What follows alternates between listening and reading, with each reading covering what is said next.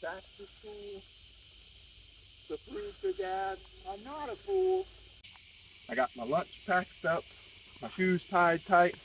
I hope that I don't get in a fight. Back to school, back to school, back to school. I got my shoes tied tight. O'Doyle rules!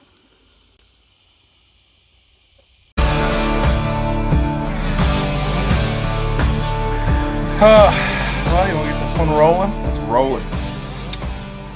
Hey, everybody. Welcome to another episode of Our Drunken History. It is the fall, well, almost fall. The end of summer's coming close, and the kids are back in school this week.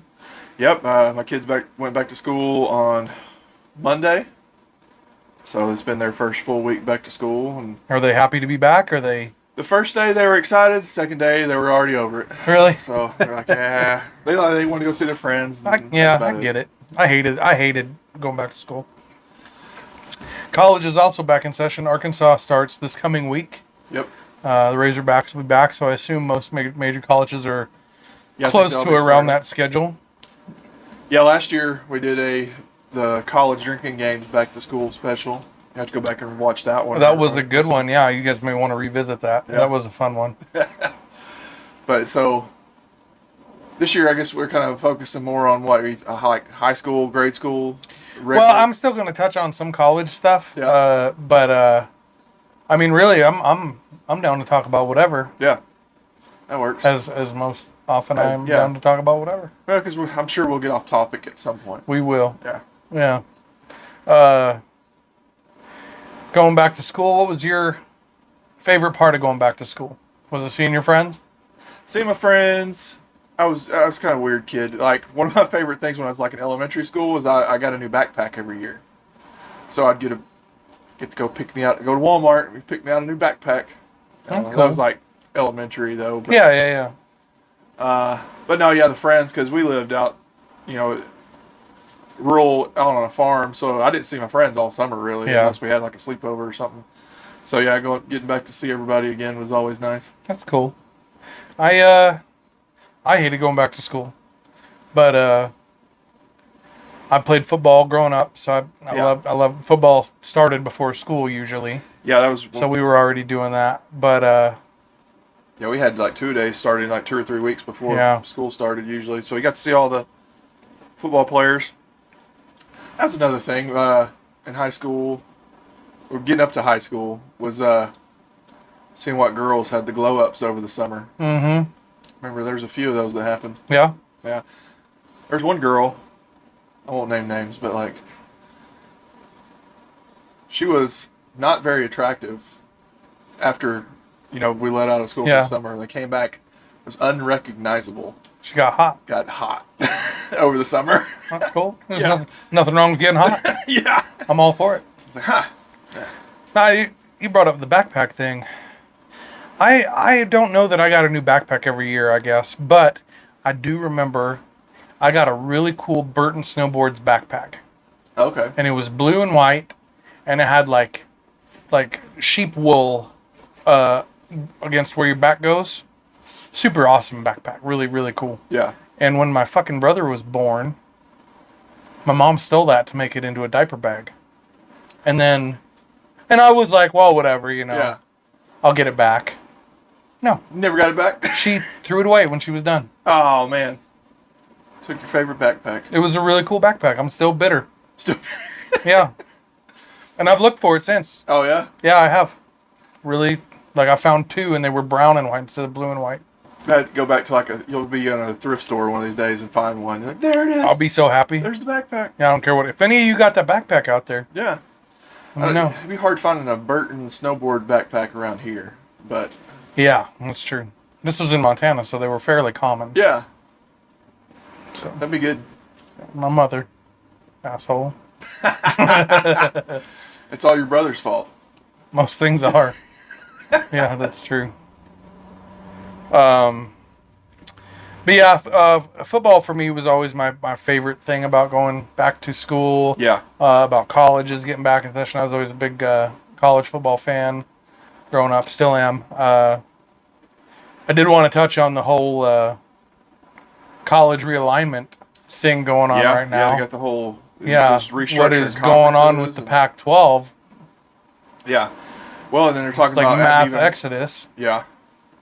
Well, and they're talking about adding even more teams to the SEC now too. So it's, they're talking about maybe a 24-team SEC. It's insanity. Yeah. Yeah.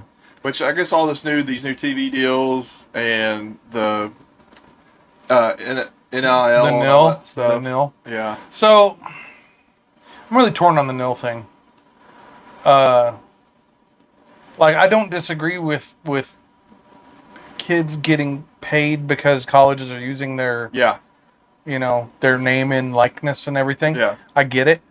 But man, there's high school kids out there with $1 million NIL deals now. Well, and and that's insane to me. And it's jealousy. If you want to put my face on a Sweetheart bread truck and pay me $100, I'll take it. Heck yeah. Yeah, we'll do an NIL deal. Yeah, hit us up. But, which I don't know all the rules on it and how it all works, so I'm not going to, I might be wrong, but. I haven't read into a lot of it, yeah. But one of the things, I don't know if they get this money up front, if they're getting it now, like so they can go out and buy shit with it right now. Probably contract by contract. Yeah. One of the things I would like to see, if they don't already have it in place, would be like that money would go into like a trust. And it's their money, but they can't. Like a delayed reward? Like a delay, yeah. They got to play their season or whatever. And when they graduate or when they leave school, then they get the money. It was bad enough to me, and you can deny it all you want, but when boosters were paying kids to go to colleges, because there's some kids that have been not so much the kids have gotten busted, but the boosters gotten busted. Yeah, paying college kids to go to this college and this college. The movie Blue Chips, if you guys haven't seen it, covers that pretty in depth.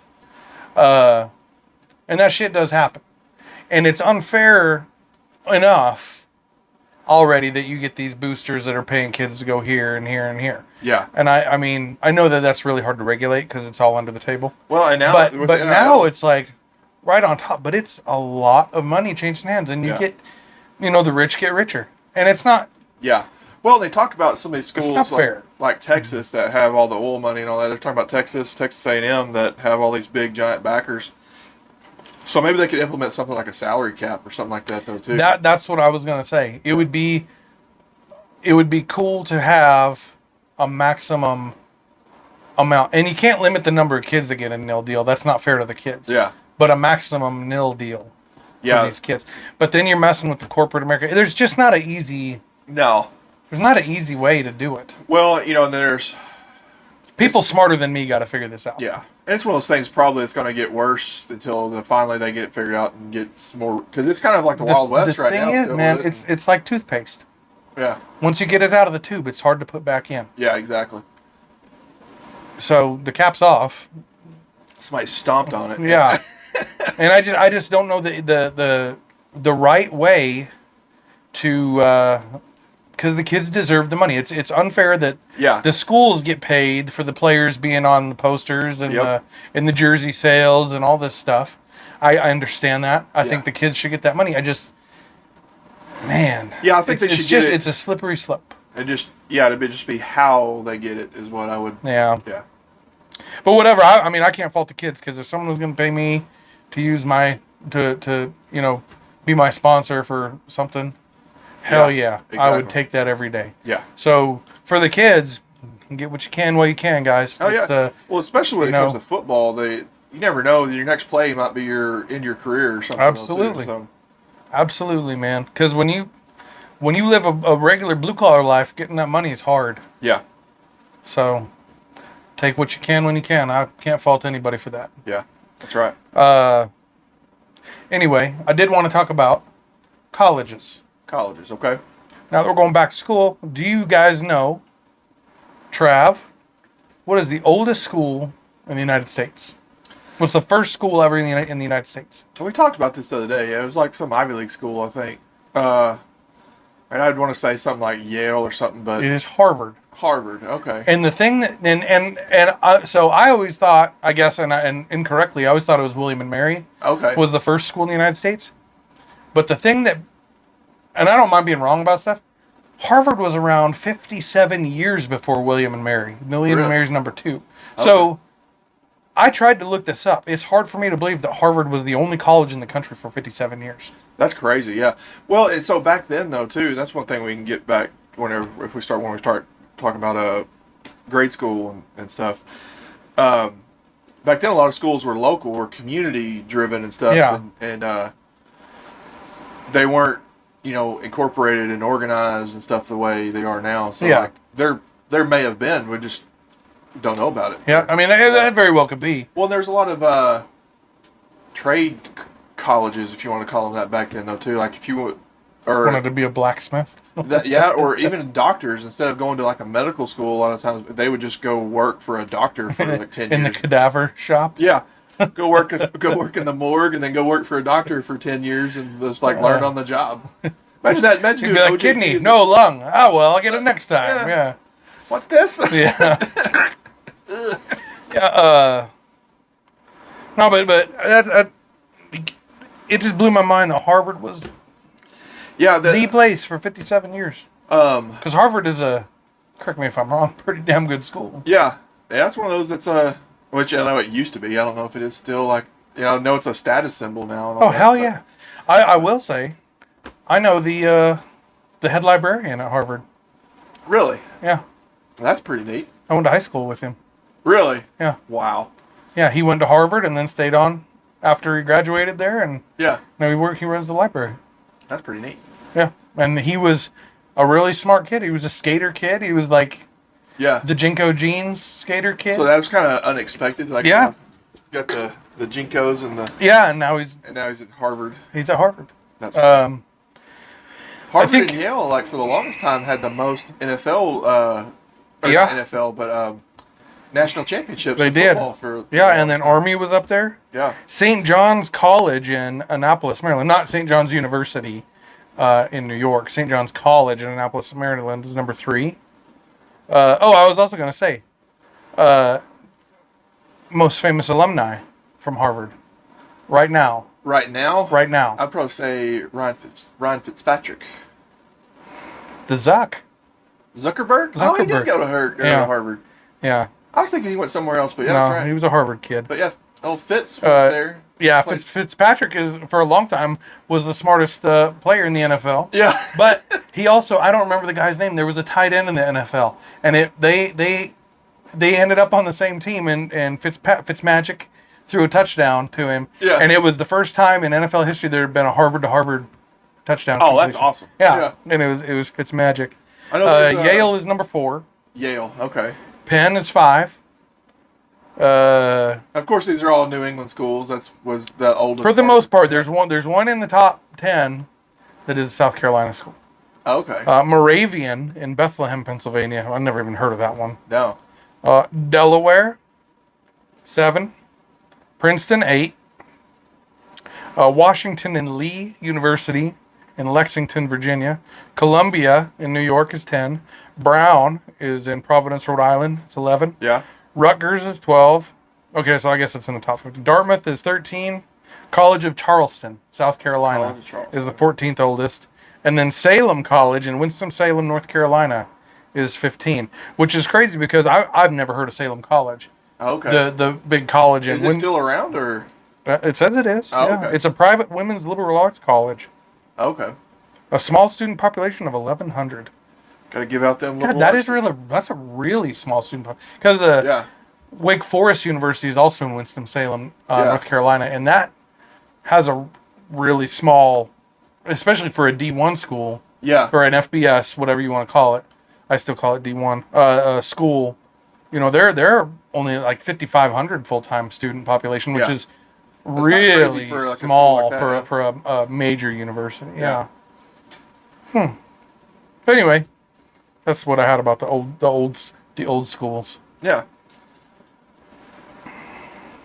Yeah, it's crazy. I'd never heard of some of them. You'd think it'd be all like some of the bigger schools. There's some of them. The little guys are holding on. Yeah. Making it happen. Which I'm sure the tuition for those small schools is probably astronomical. Yeah. Private. More than we can afford. Yeah. My kids are going to go to state universities because that's how we can afford it. Yeah. Which I told mine. I said, you're paying for your own shit. It's like nobody paid for my school. You're gonna pay for yours. So figure it out. I'm cool like helping them out some, but like. Oh yeah, we got them a little college savings back, but I actually thought about not giving it to them until they're done, and then like giving it to them like as a graduation gift and stuff. So that way they're just not gonna blow it on freaking beer and pizza. Yeah. So my mom tried that with Coop, and it did not work. Yeah. She put him a little shit. I never got a fucking college fund. Yeah. But he did, and I don't remember how much. It was like 30-some thousand. Dang. And then he ended up getting it anyway, and just been living off of it. Like I think he spent most of it on weed and pizza, and the rest he just wasted. Oh man. I also wanted to ask a question. In your opinion, what is the best movie about school life? Now, and it could be anything from grade school movies up to college movies. Oh man, because there's many. Like, if you guys think about it, man, it's like, because there's serious ones, like School Ties, and like what's the one with Robin Williams? Oh, Captain, My Captain. Yeah, that was the Dead Poet Society, something like that. Yeah, great movie. Good Will Hunting. Yeah, it had some funny parts, but it wasn't a comedy. Yeah, and then you get some comedies like, fucking Superbad. Superbad was one of my favorites. Take Me Home Tonight. I mean, and I know it's about a reunion, but it's still school related. A hilarious movie. I guess one of my favorites where he did the intro to this video. If you're reading the audio or listening to the audio of this, go back and watch the YouTube intro to this video. Billy Madison. Billy Madison was a great comedy one. As you guys will see, we did a Billy Madison themed intro. But then you get to like Toy Soldiers. Oh, it's about a private military school. Oh, I remember that. I haven't seen that movie in a long time. That's a great movie too. Vaguely remember. Yeah, great movie. There's some big stars in that. Yeah. Back when they were like younger. Or Taps. Was Kurt Russell's in? I don't know. I don't remember, but Taps. Taps was. Yeah. Tom Cruise, and there's some big stars in Taps. He had That's a fucking great movie. Another military school movie, Major Payne. I forgot about that. That was hilarious. Benson Winifred Payne. Yeah. Yeah, great movie. One tubby. Yeah, that is a great movie. I don't think that's about a school. That's about a camp, isn't it? It was like the ROTC at like a school. Oh, yeah. You're right. Yeah. And they had they lived out in a little cabin out in the woods at the school. That's a really good movie. Even if you want to get down to it, like Uncle Buck. Yeah. When he flips that quarter at that principal says, you go downtown and have a rat chew that thing off your face. It's great. Oh, yeah. Oh, there was another one I was just thinking of. Superbad was good just because I liked to party in high school, so it kind of brought back some party memories and stuff that. And and some of the shenanigans, like the fake IDs and all that stuff in there. Yeah. There's just so many good ones. There was and then there's the what did you call it? Fast Times at Ridgemont High. Yeah. Spicoli. And then there was what was the other one? Breakfast Club. Now we're just naming movies we know, guys. But anyway, of the 10 million movies about going to school related movies. Yeah. Which one would you say is your favorite? My favorite? I'd probably say it'd be a toss-up between. I like the comedies, so it'd be a toss-up. I think between Billy Madison or Superbad.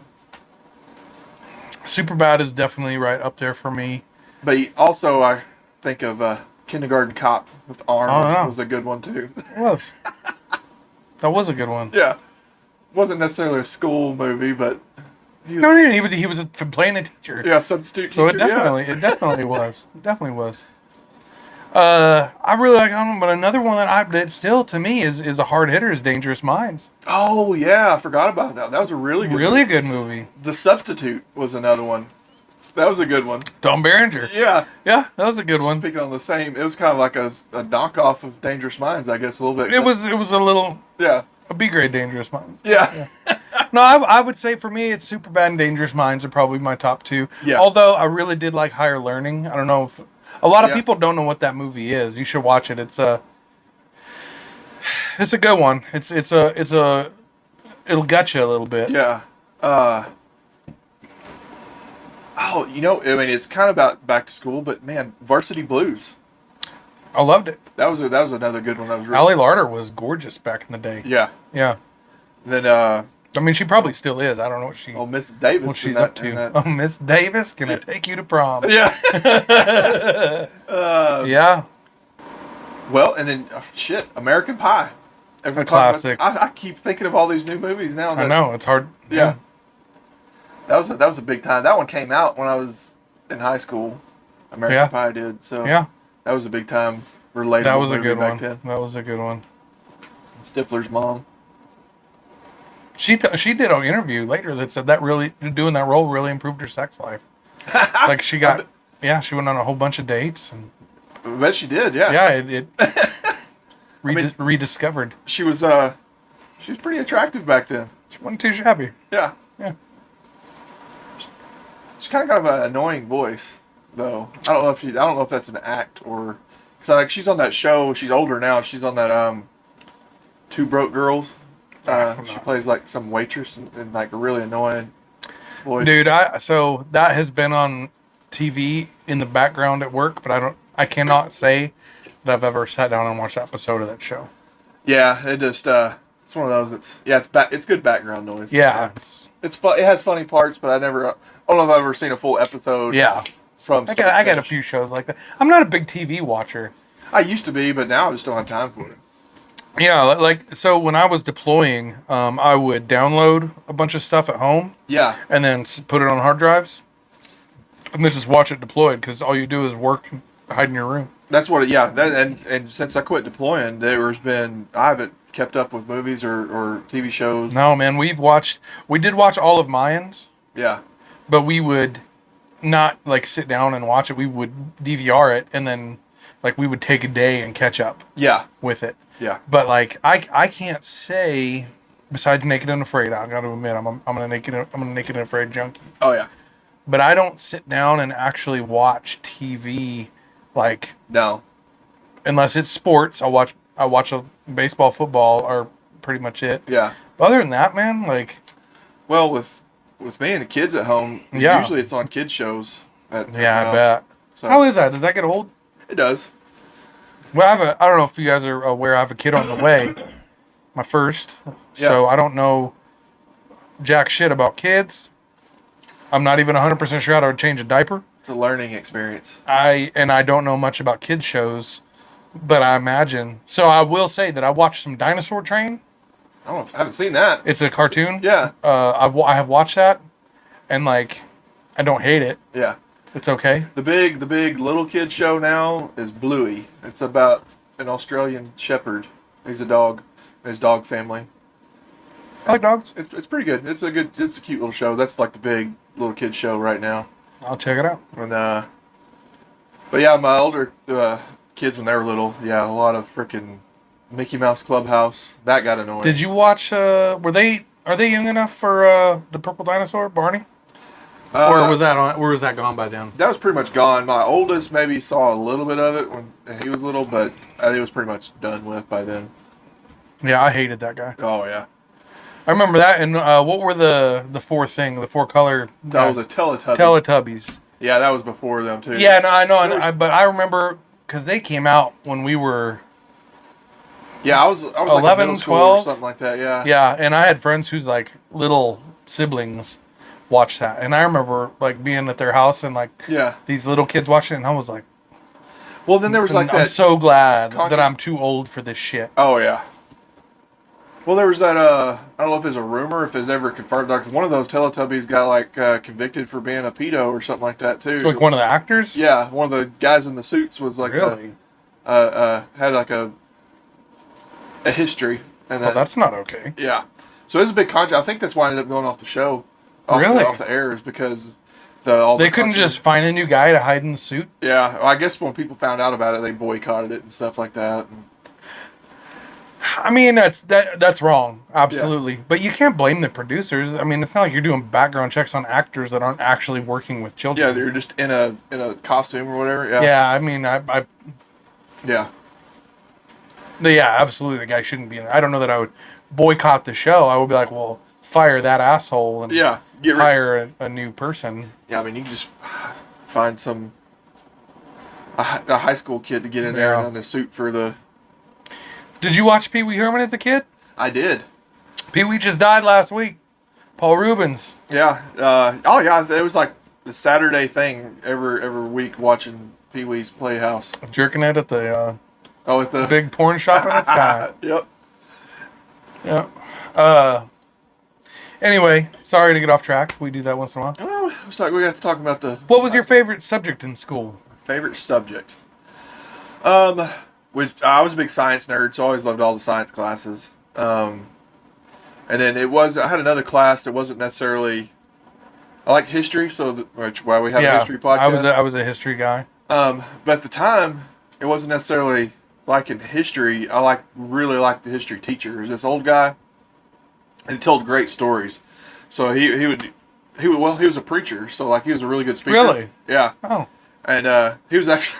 So there's a fun fact. So my high school history teacher married me and my wife. He was a preacher, and so he did our wedding. That's awesome. He was our favorite teacher at school. That's really cool. He did our wedding. Were you in his class together? No, not in his class. We had him, but we were in separate classes. That's cool. But he was a really good dude, but a really good speaker. So he would tell stories about whatever history subject we were on, and he would present it really well. But he was a really non-politically correct guy, so he would tell it like it was. And that's good. And I prefer the real shit. Yeah, and some of his classes were just him talking the whole wouldn't even. He would say to open your book to whatever page, and then he would just start talking, and we wouldn't even use the book for half the. Yeah. He would just talk and tell these stories and stuff, and we would write notes and. That's cool. Yeah. I was my favorite was history. I would have to say. But I'm a big, it's funny, about probably my junior year, I really discovered that I love reading. Okay. And I've learned this about myself. If you tell me to read something, I'm not going to read it. Yep. I'm going to tell you to fuck off. That's the way I am. But if you say you have to read a book and then do a report on it, I'm all about it.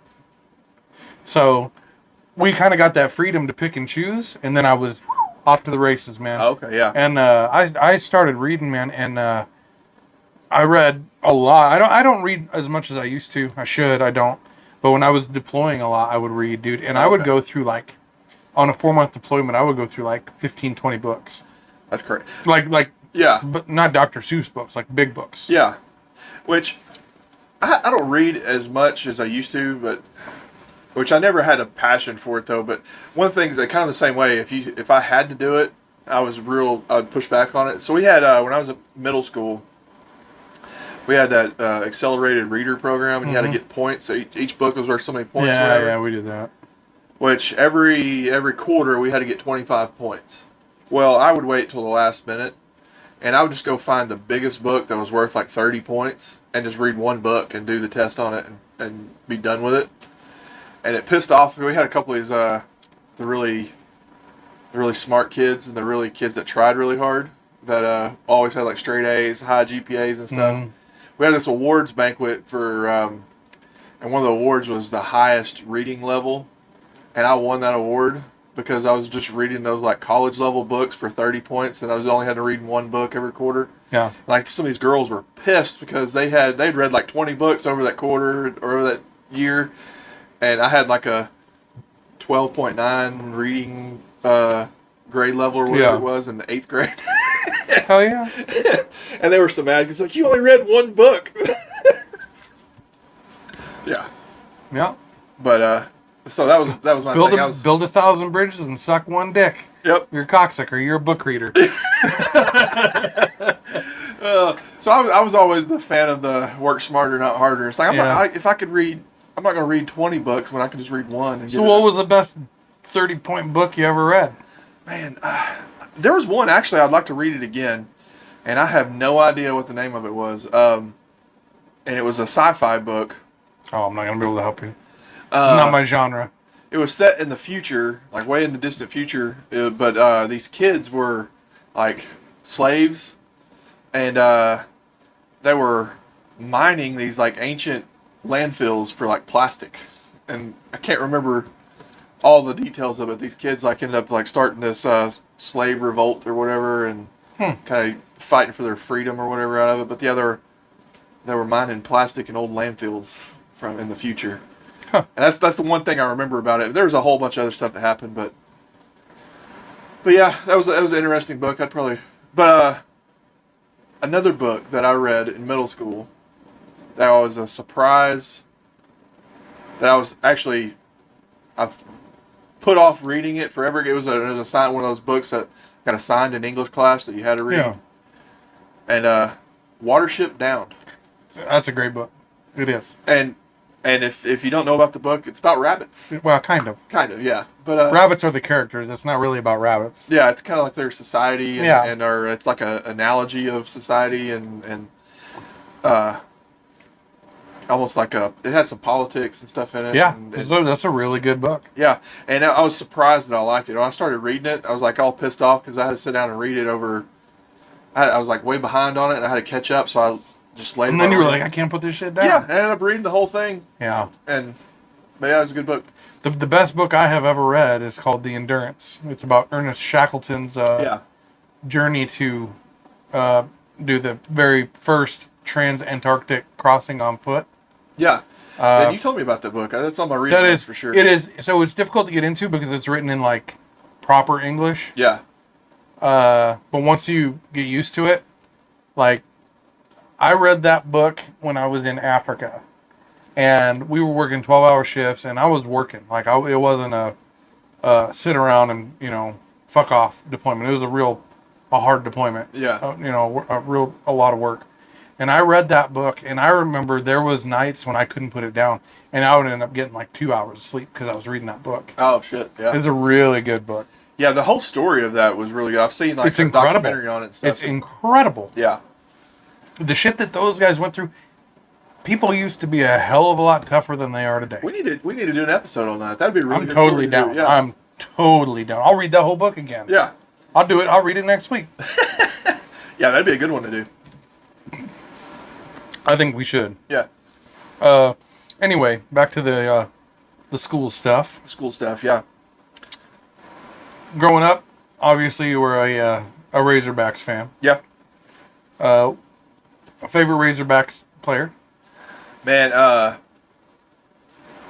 one of the big ones when I was in school still was Matt Jones. He played quarterback. He ended up getting drafted by the Jaguars as a wide receiver. But that dude, he was like 6'7", quarterback, but he was incredibly fast, and but he was so tall and lanky. He didn't look like he could move like that. Yeah, he would just run away from people. When I remember when he played. I remember watching him. And then another one. So I played offensive line when I was in football. And another Razorback that I looked up to was Brandon Burlsworth. And he actually died in a car accident after he got drafted. Before he even got to play in the NFL, he got drafted by the Colts. Yeah. But he was a walk-on at Arkansas. Now they have the Brandon Burlsworth Trophy that they give to the nation's top walk-on every year. That's cool. And last year before, another Razorback won that trophy again. Drew Morgan won that for, was it Drew Morgan? No, it was the linebacker. I can't remember. Oh, that dude who got drafted by the Broncos? Yeah. I don't remember his name. But I know who you're talking about. Yeah. So they give that trophy out. They have a foundation now it's a scholarship foundation that they give to walk-ons and stuff for that now too. So, but yeah, that was a big one. I was always I grew up in Montana. I was a big Montana fan, but not many of the Montana guys make it to the NFL. Yeah. It's just a rarity. It's a smaller school. But of the major universities, I was a Buckeyes fan growing up. And my favorite player ever in college football, anyway, is a guy named Andy Katzenmoyer. And some of you guys will probably recall him. He played for the Buckeyes. He was till this day, the best college linebacker I have ever seen. He got drafted by the Patriots, 28th overall of whatever year he got drafted, and he got in a car wreck between his rookie season and the second season. Yeah. And he broke his neck. Oh, man. And it ended up, he can walk again. I think he owns a gym in Columbus now. Okay. But he never played football again after that. Oh, man. But yeah, he played his first year with the Pats, and that was it. Wow. But that dude was just a murderer. Yeah. In college, he was a beast. It was him. I was a linebacker, so yeah. It was him. Paul Posluszny from Penn State, LeVar Arrington from Penn State, Chris Claiborne from USC. Those are the 4 best college linebackers I've ever seen. But yeah, the Grizz, we're that's where my whole family went to college, pretty much. Kirk Scrafford, he was the lineman for the Niners in the Jerry Rice, Steve Young, Joe Montana years. Yep. Dude was a monster. I'm trying to think if there's any other.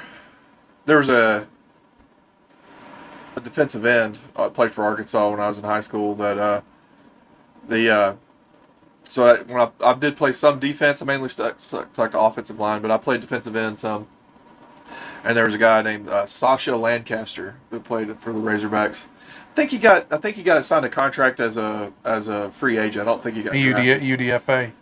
But a dude, the theory behind him, he was crazy. Like I guess if you play defense on that level, you kind of be a little bit nuts. Yeah.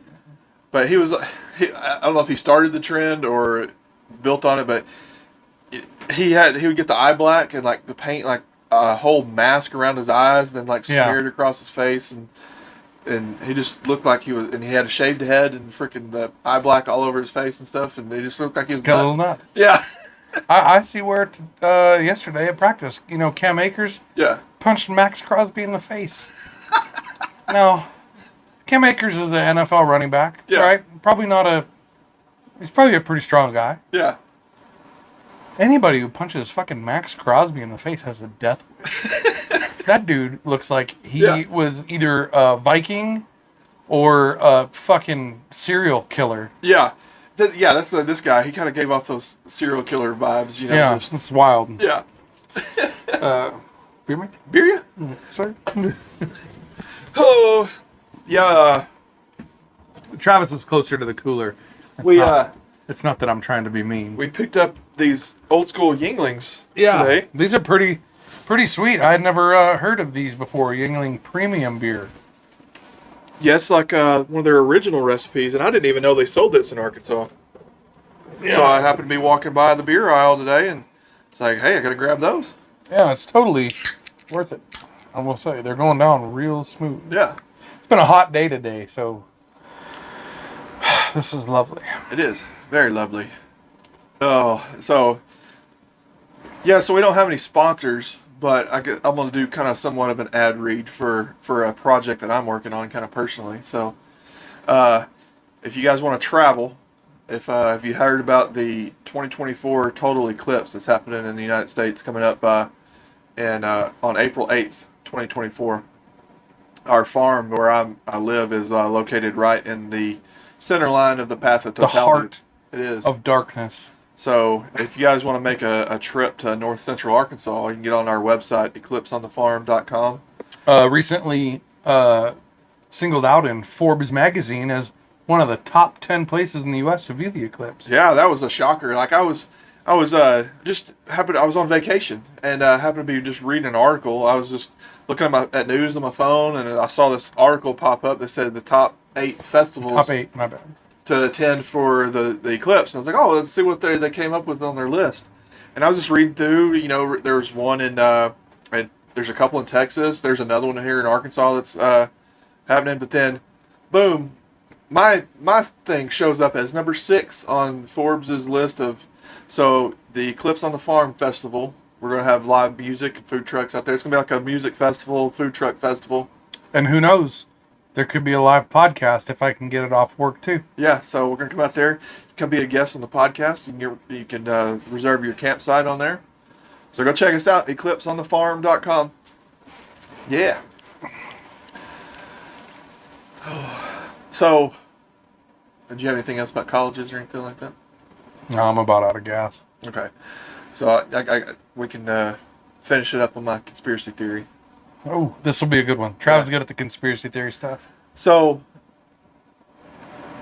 doing some research about the public school system, and which my kids go to public school, but the school that we go to is a very small rural school. All the teachers know everybody. Mm-hmm. So we don't really have some of the problems at that school that some of the bigger schools do.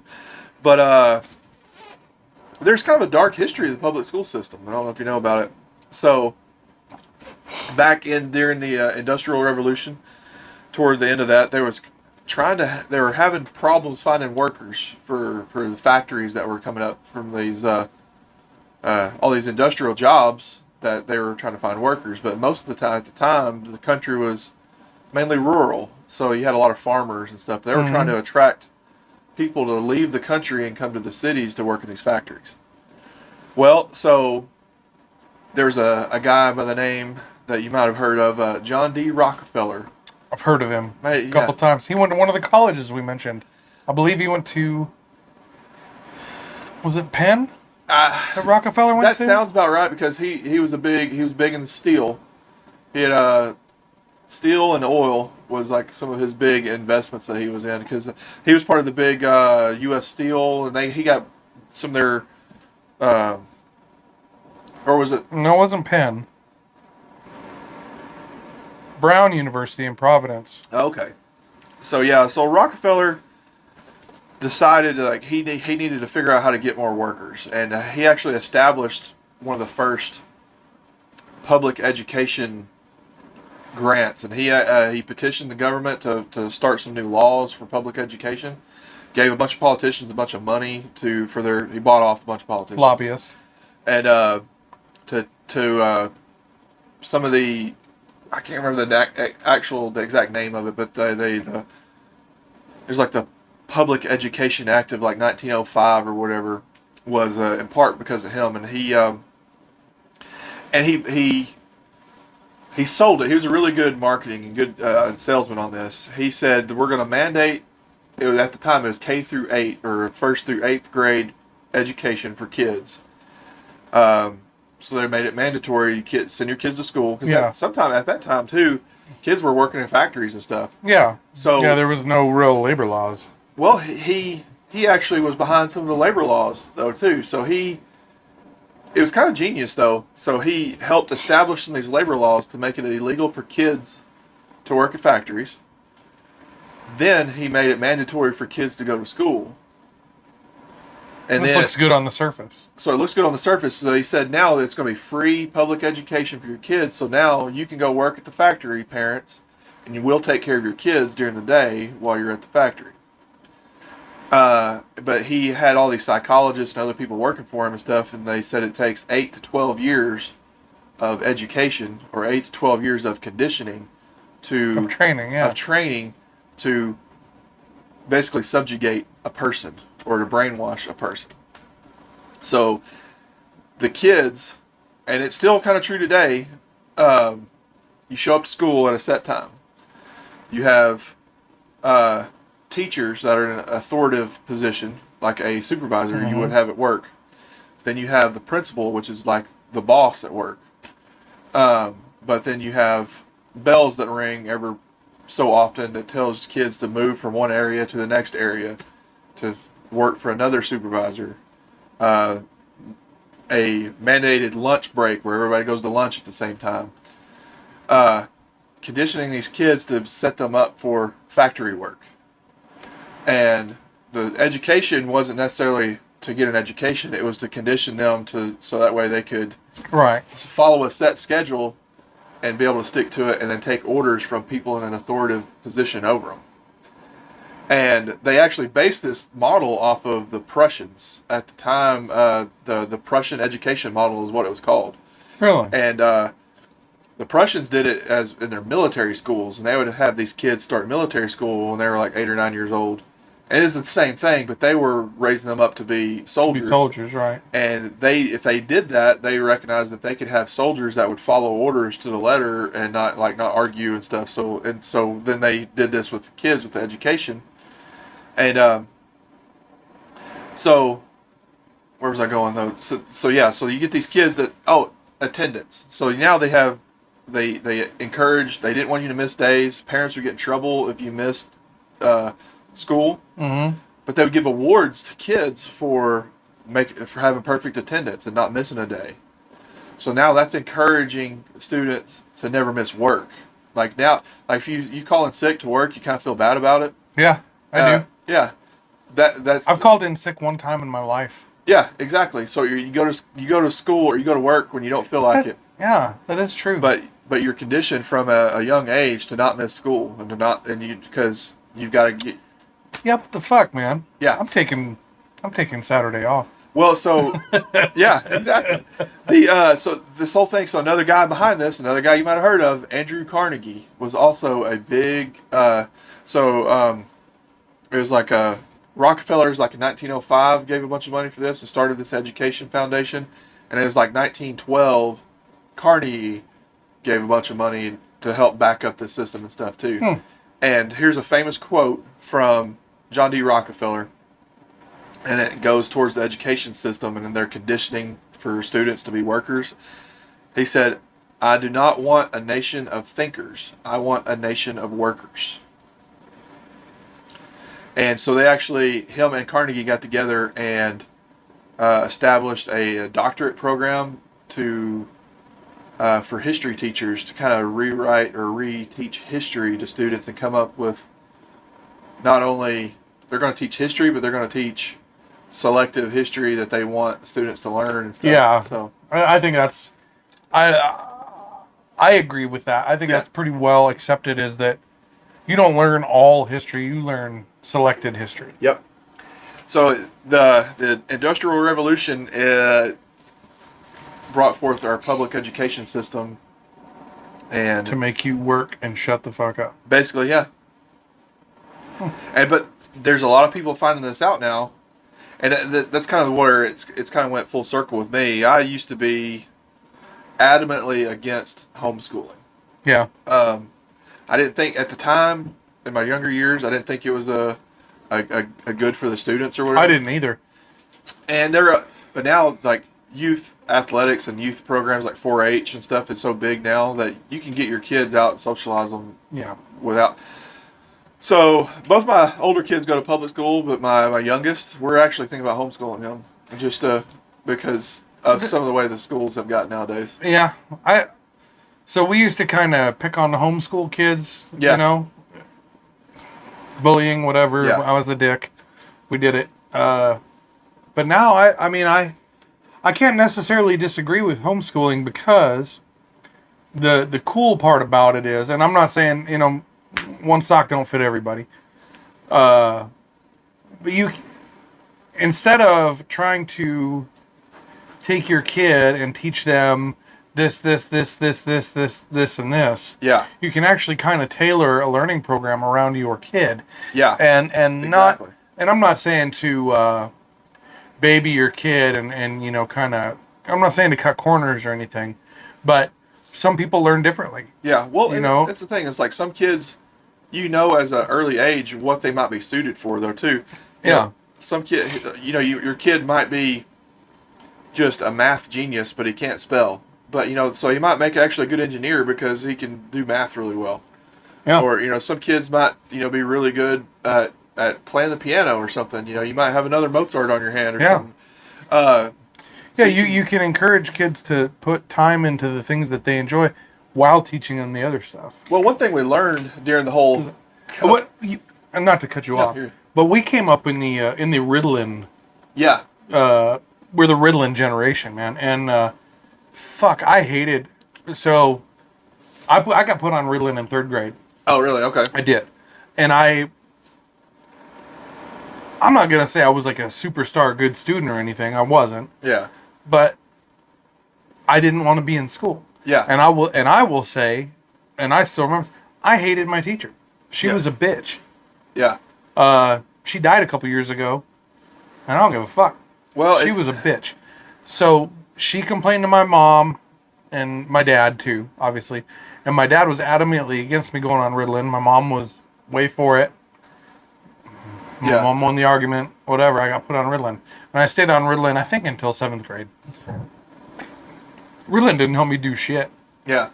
It made me dislike school more because I felt like I was being forced to do something I didn't want to do. Yep, exactly. But if you look back, it was like over 50% of kids were on Ritalin at that point. It was you were forcing little kids to take shit, and it was a cop-out. A teacher couldn't keep the kids interested in school. That's what it was. You were just a shitty teacher. If you can't keep your students engaged at that age, and we put half of them on a fucking pill, that's a teacher problem. Well, and that's the thing. It's like you got these kids that they're little kids, so they're full of energy already, and you're gonna make them stick in a classroom for hours on end without breaks or going on recess and stuff like that.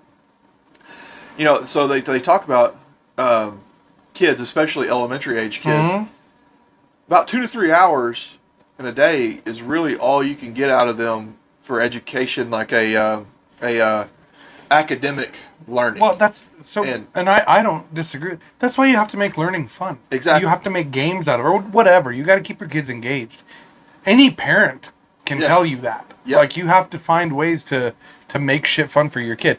And I will say that 3rd grade teacher ruined, because I liked school until that year, and I know I was a little kid, so it was, you know, whatever. But that you know, kind of fucked me up as far as my view on school. Yeah. It made me hate it. It felt more like, instead of like a privilege or whatever. Yeah, exactly. It became an authoritarian thing where I thought, well, fuck you. I don't want to do your bullshit homework. And that's the thing. I remember just being bored a lot of times with some of the stuff that they'd come up with in elementary school and different things like. And that's the thing about the homeschool thing, where you can tailor it to your kid.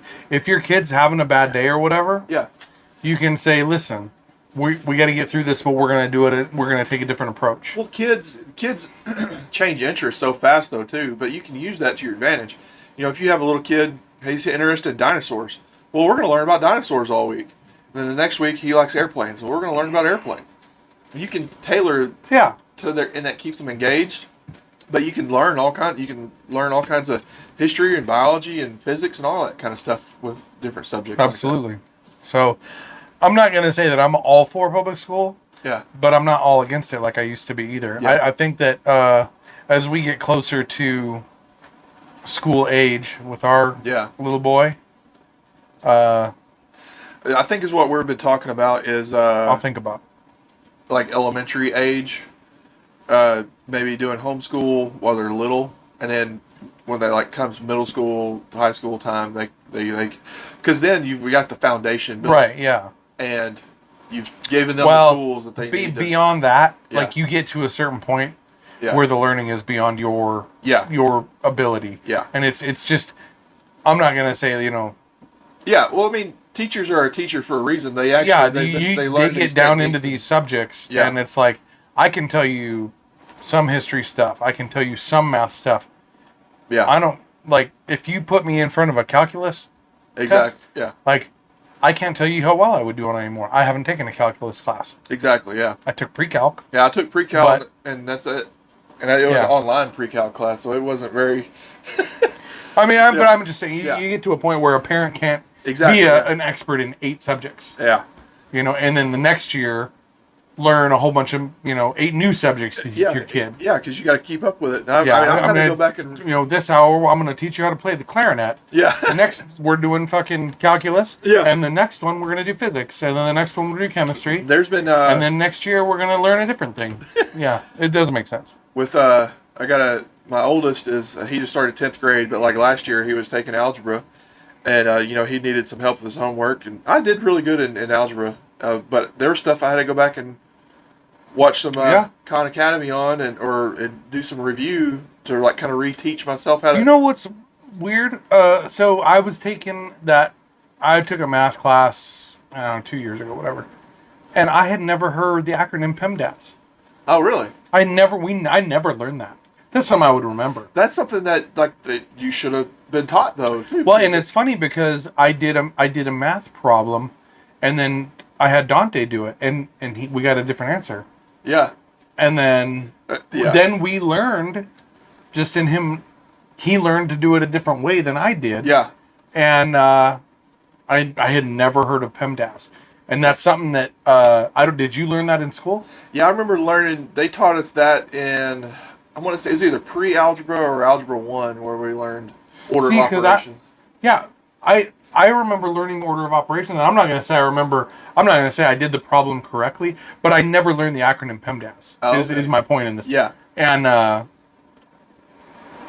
so Dante was right. Yeah. At the end of the day, because he did it, but I don't remember, and I'm not saying I did it in the right order, because obviously I didn't, but if I had learned that acronym, I would have done it in the right order. Yeah. I had never heard that in my life. Well, that's the thing too. Some people are talking about with the public education system nowadays is like you got students that are coming out into the real world, and they're totally unprepared for life. Like they don't know how money works. They don't know how they don't know math very well now you have people that can't budget their money because they suck at math. Then you have people that don't understand credit or banking or. That is a big problem because again, my little brother did not learn any of that stuff. Yeah. And so he's my only one to go on. Yeah. But I've also heard that from a lot of people that are at work that their kids just don't understand this. And I'm like, yeah. But I will also say, I didn't learn any of that shit in school. My parents taught me. Yeah, there's a lot. All that stuff. Yeah, there was. I mean, learning how. And I grew up on a farm though too, so some of it was part of that. But learning. I grew up. One of the things when I was me and my wife had just got married, and I was getting ready for work one day, and I was putting on my BDU pants, and a freaking button popped off, and I was like, well, shit, my button popped off. I'll go grab my sewing kit, and I'm going to sew my button back on. And my wife's like, you know how to sew? It's like, yeah, I learned how to sew when I can't fucking I can't make you a fucking quilt. Yeah. I can surely put a button on. Yeah, I could do a button, or I could make a patch or sew up a tear or something like that. And I was like, yeah, my grandma taught me how to sew when I was like 8. Yeah. And we would sit there and do little whatever. But it was fun for you. Yeah. So you enjoyed it. She wasn't like, I'm going to teach your ass how to sew. Yeah. And then we're like, ugh. So it was one of those things. And then, but I learned how to cook. Take this Ritalin, you're learning to sew. Yeah. And so like one of those things too, when I was a teenager, Mom would like cook something and like, Mom, why'd you cook that? That's gross or whatever. And she said, well, if you don't like it, you can cook something else. And I was like, oh, I can? And then she's like, yeah, and my mom taught me how to cook. So, and I love cooking now. Yeah, cooking is one of my favorite things in the world to do. And then it became to where like 1 or 2 nights a week I would cook family dinner. Yeah. Or especially in the summertime, both my parents worked, so they would be off at work, and they say, have dinner ready when we get home. So I would be at home. You became the family bitch. Yeah, I did. But at the same time, what was the first thing you ever cooked on your own? It's crazy. The first recipe, and it's actually easier than it sounds. Potato soup was like, I really love potato soup. And that was like the first thing I learned how to cook from scratch. Well, I didn't learn anything from scratch till I was quite a bit older. But the very first thing I ever made was hamburger helper.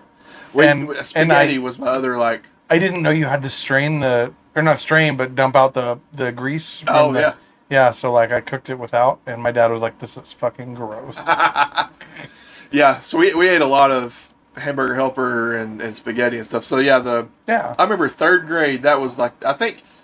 Yeah, so spaghetti, I think. I was probably about in 3rd grade when I made hamburger helper for the first time. That was the first thing, and I remember actually writing. We had to do. It was like a writing assignment we had in school, and we had to do a step-by-step how to do something. And I said how to make spaghetti was my step-by-step project that I worked and for like writing class. Yeah. But then, so I think that was the first thing I learned how to cook by myself or whatever. Yeah. But yeah, and I started my kids out. My son, about third, fourth grade, we made sloppy joes. Was the first thing he loved sloppy joes. So Yeah. learned him how to make the hamburger meat and put the sauce in it. I mean, it's super easy. It's like 3 steps. Yeah. And That's cool. yeah. So, but yeah, my parents taught me life skills. And it was one of the things. My mom one time washed one of my shirts, and something in the wash faded, and it like faded it pink or something. Yeah. I got all mad, like, Mom, Bleached a dark shirt. Yeah. Yeah. And she's like, well, if you don't like it, do your own laundry. You know. I was like, well, fine, I will. Like, I did it out of spite because I was mad that she faded one of my shirts. But you did it. And then now, I learned how to do laundry. So yeah, I think I started doing my own laundry when I was like 13. Yeah, I think I was 9th, 10th grade in school or whatever. Yeah, I was about 13, and I don't know why, but like, so I moved downstairs. I moved from upstairs to downstairs when I was in 7th grade. Yeah. And my dad still did my laundry for. How are we doing? Yeah, we're good. I was just checking the. Okay. Now my dad still did my laundry for a couple of years, and then I was like, "Why is he coming down here to do my laundry? I'm doing my own shit." Yeah. And I just did it one day, and then he was like, "Well, cool, do it from here on out." And I was Yep. like, "Okay," because I pretty much lived with my dad most of my childhood. Yeah. My parents split up when I was 2, Okay. Yeah. and then I think I actually lived with my mom mostly until I was about 4, and then she moved to Reno, and I stayed with my dad when she lived down in Nevada for a while, and then she moved back, but by the time she got back, I'd already started school. Yeah. So I just stayed with him until I graduated, basically. And I stayed at her house on the weekends, usually. Yeah. But, yeah. Well, it's one of those things, and I've talked about this, and I don't know how you would go about starting it, but, you know, we was talking about some of these kids getting out of graduating school and just not knowing anything useful. There needs to be you could just call it life skills class, and like maybe a mandatory class that a student has to have in order to graduate high school. It could be like a semester long class. So, but the thing is, and I'm not trying to disagree with you, but there is. It's home ec. Well, yeah. Well, loosely based off of home ec, but also, so yeah, part of that would be home ec, learning how to cook something, or the sewing, or laundry, stuff like that. Doing a family budget stuff. So that'll all fall in the home ec category. But also throw in a shop class element in with it too. So you're just getting too big for one class. It'd have to be. If you did it like, say you did like in blocks, like you as a semester class, but you did like a different thing every 2 weeks. Like, we're going to cook for 2 weeks. Hey, we're going to learn how to boil eggs. Yeah. Well, yeah, basically, we're going to learn how to make hamburger helper and mac. Oh, I got a story for you. I do have a. So you know what Lipton soup is? Yeah. Right. So Keisha and I, one night, we made Lipton soup, and Cooper was here, and he came in and we said, do you want some of this Lipton soup? And he said, yeah, I'll have some. So we gave it to him, and he loved it. Yeah. He'd never had it before, right? Yeah. And the next day he says, hey, can you give me the recipe for that soup? I said, yeah, you boil water and then you pour the soup in. Yeah. He said, oh, that's it? I said, that's it. So like 3-4 days go by, and he calls me at work.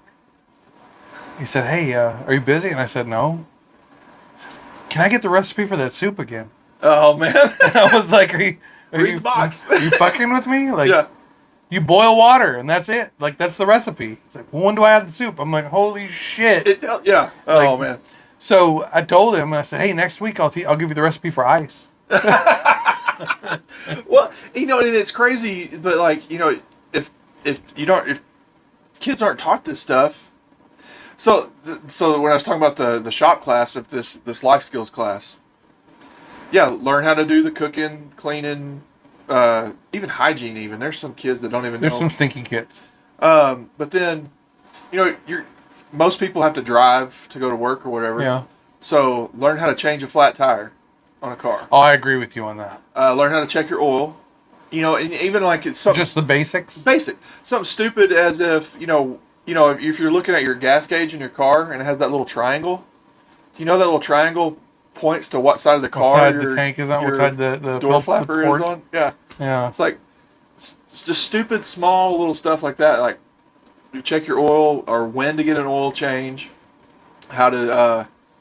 And I'm not trying to shit on people. Yeah. But I feel like a lot of this is like parental responsibility. Some of it is, but then that's the thing. It's like yes. But a lot of kids don't have both parents in their life. Well, some parents don't know that stuff, but also at the same time, if you're going to mandate kids to go to school, why don't you actually teach them something useful though too?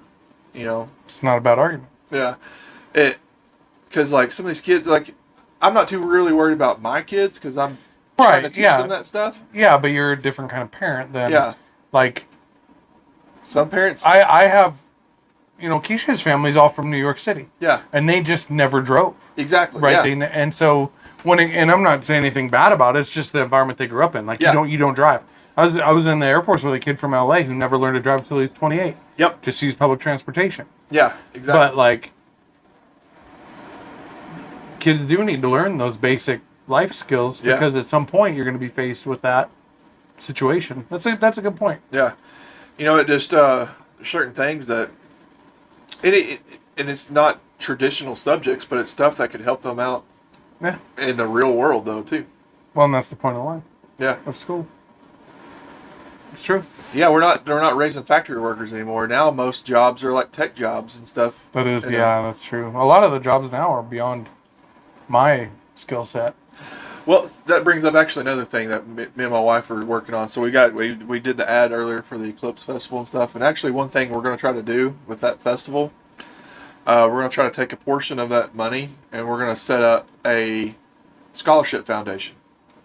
That's a bold move, sir. Yes. So we're still in the planning process of it right now, but we're going to try to set up like a 501c a nonprofit, nonprofit for it. But for the longest time, there's been such a push for these kids to go to college. Most college degrees are useless unless you're going to go to be a doctor or something like that. So I can't say that most college degrees are useless. But I will say that over 50% of college graduates end up working in a field that doesn't correlate with their degree. Exactly. Yeah. And some people get degrees just for the sole purpose of getting a promotion, and they never use that degree for anything. But they still end up incurring the debt. That's what I'm in the middle of doing right now. Yeah, exactly. Yeah. But what we're going to do, we're going to set up a scholarship foundation to help put kids through trade school. We're going to set up a trade school scholarship, so these kids that be a welder, a plumber, if you want to go be an electrician, because there's a lot of schools out there that these schools might only be 6 months long, and a kid learns a 6-figure job in a 6-month trade school. Man. And but that school might be $3,000 or $4,000 to go to that school, and some of these kids may not be able to afford that. There's no scholarships for that kind of stuff. There's not. That's true. So we're going to try to. That's a good idea, man. That is. Yeah, man. Because I was pretty fortunate. My neighbor growing up ran a welding shop. Yeah. He owned a welding shop. He wasn't the foreman. He owned it. Yeah. So the summer I graduated, he hired me to just be a laborer. Yeah. And I don't remember what he paid me. It was like $7.50 an hour or something, right? But I learned how to weld. Yeah. I learned how to use plasma cutters.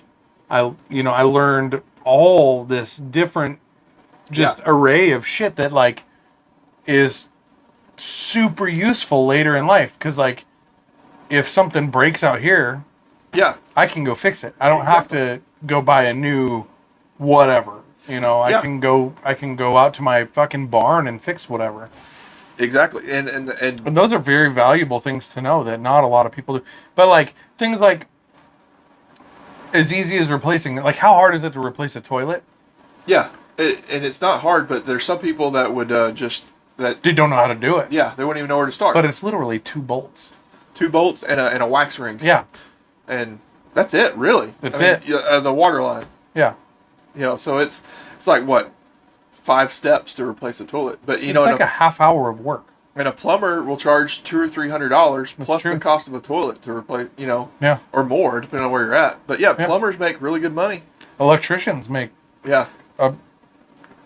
And here's the thing. Is that field ever going to go away? No, because there's always, even if they quit building new houses today, they're still going to have maintenance done. So electricians, plumbers. Yeah. And not only that, a lot of stuff on both new and old construction can only be done by a licensed, certified plumber. Exactly. Electrician. There's if it's especially with commercial stuff, if you're doing it for a business, it has to be licensed, certified, bonded. Keisha's brother just uses GI Bill to finish HVAC school. Yeah. And he's doing amazing now up in New York. Yeah, HVAC makes really good money. And the thing is, though, too, the trades have been almost like they've been shunned. Some people. Well, for so many years, it was people looked down on the trade.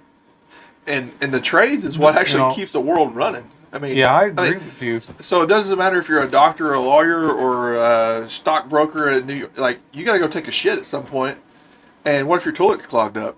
You know, you're going to have to hire that blue-collar plumber to come out there and fix your shit. Yeah. Or you flip that light switch and your lights don't work. So now you got to hire an electrician to come out. It's true. And some people don't. I kind of consider it one now. I don't know if it's more a semi-professional job, but IT work. Well, so you got to... So that's on the fence. Yeah. It's on the fence. So I'll give you my argument for it. You don't have to have it. You don't have to have college for IT work. You just have to have certifications. You gotta have certifications, and that's what a lot of the trades are: certifications. True. It's a specialized skill that a lot of people don't know. I don't have that skill. But the same thing. So you got, a doctor that's trying to put in a prescription to send it to the pharmacy or whatever, and his computer doesn't work, or the internet's down, or something like that. Having to hire an IT person to come in and fix their computer system or something. Yeah. But those are jobs that, like, a kid out of high school, if he knew, you can take those certification tests when you're 16. I didn't know that. I guess I just never thought of it. But. So a kid out of high school that likes computers can take some of these online IT classes or go to the local community college in the summer and have his IT certs and get a high salary or even a six-figure salary out of high school as an IT professional. It's true. But they don't tell people that stuff. I never would have thought of it. Yeah. It's true, man. Yeah. So I'm a big proponent for the trades, though. You're a micro. Well, it's kind of like me and you, though, too. What we do is kind of a trade. Absolutely, yeah. I went and got my degree, but I don't use it. I got it because I had the GI Bill and they paid for it. I'm working on mine right now still, and I got mine.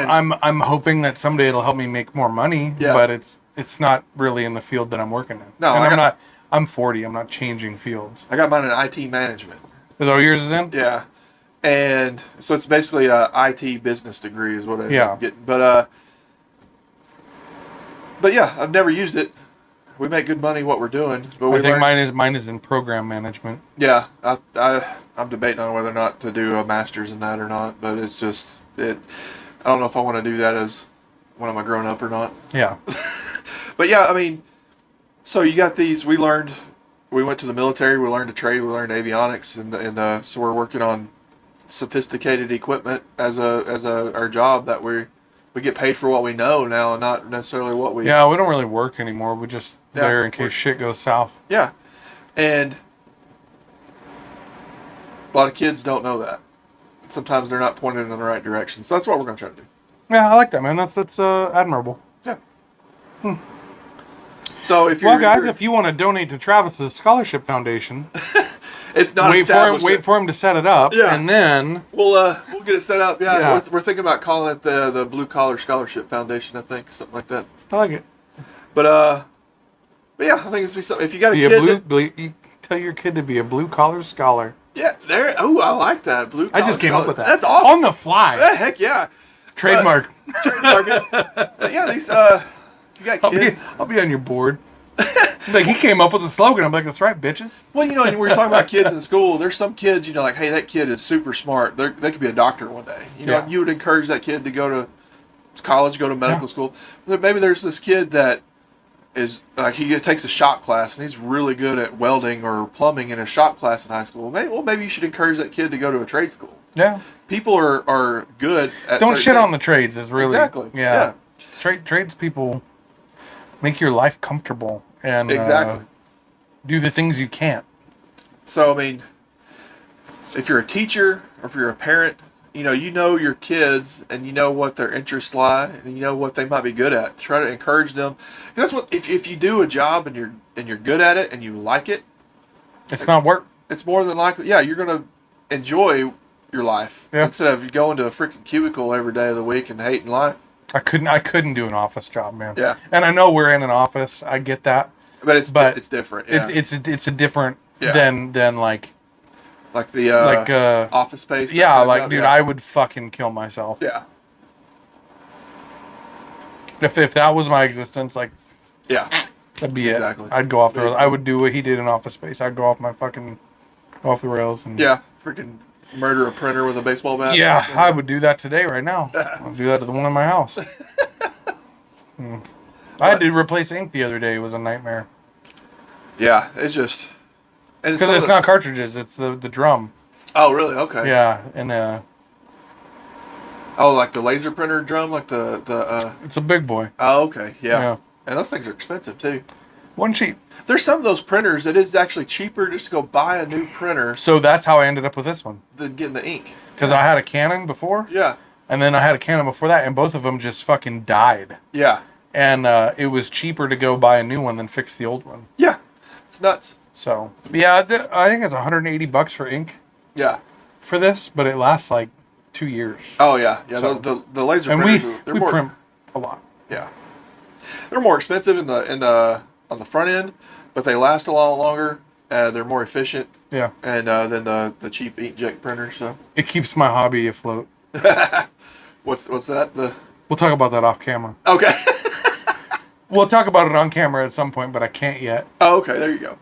Because it's still in the works. Yeah. There you go. Oh man. Well, I'm school's out. School's out. I'm all out of educational material, I guess. Yeah, I me went too. on my public education rant, so I think I'm good. Got it out of my system, but so. Well, thank you guys for being a part of this. We appreciate it. As always, be safe, have a plan, don't drink and drive. Yep. Hope you enjoyed this episode. Encourage your kids to go to trade school, and just encourage your kids to learn. Yeah. If they want to be doctors, encourage that. If they want to be lawyers, encourage that. If they want to be plumbers, encourage that too. One thing I always don't shit on the trade. That's all. I'm not saying encourage your kids to be a trade, but don't shit on them if that's what they choose. One thing I tell my kids though too is like it's not necessarily finding the answer. I want you to know how to find the answer. Yes. And that way, if you do that in life, you can find answers with whatever problem you're faced with. If you know how to troubleshoot, or if you know how to reason. Yeah. So we appreciate you joining. Yeah, guys. Thank you so much, and thank you.